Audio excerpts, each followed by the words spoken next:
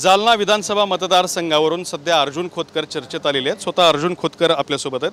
भाऊ, काय सांगाल? रावसाहेब दानवे यांचा पराभव झालेला आहे, त्यांचा तुमच्यावर आणि अब्दुल सत्तार यांच्यावरही राग आहे। तुम्ही विधानसभेला समोर जाणार आहात, कशी भूमिका आहे? भूमिका काय असणार आहे? आम्ही गेली अनेक वर्ष या राजकारणामध्ये असल्यामुळं आम्ही याच्याशिवाय तर काही बाकी करू शकत नाही। आम्ही लढणार तर आहोत 100%, आणि कोणाचा राग आणि कोणाचा लोभ हा बाजूला ठेवून आम्ही लढणार आहोत। आम्ही आमच्या ताकदीवर लढूच।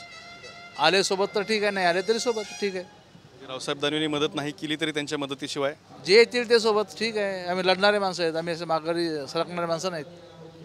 पण तुम्ही आणि अब्दुल सत्तार या दोघांच्या विरोधात रावसाहेब दानवे यांची यावेळेला भूमिका राहिली तर तुम्ही त्याच्या भूमिकेला कसं हे बघाल? नाही, मला वाटत नाही असं काही करतील ते। आणि शेवटी मग त्यांचेही 3 जण लढतात ना तिथून। भाजप पण लढते ना, बदनापूरला लढते, भोकरदनला लढते, तिथं आम्ही नाहीत का? मग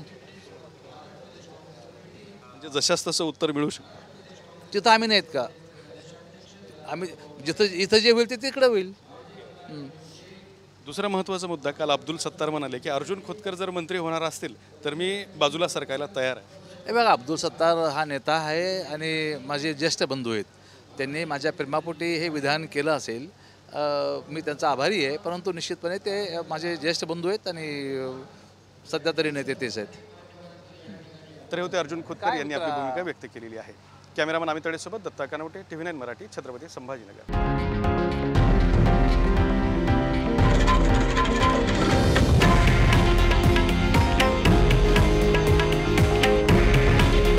हे आहे देशातील नंबर 1 न्यूज नेटवर्क आणि आपण पाहत आहात TV9 मराठी।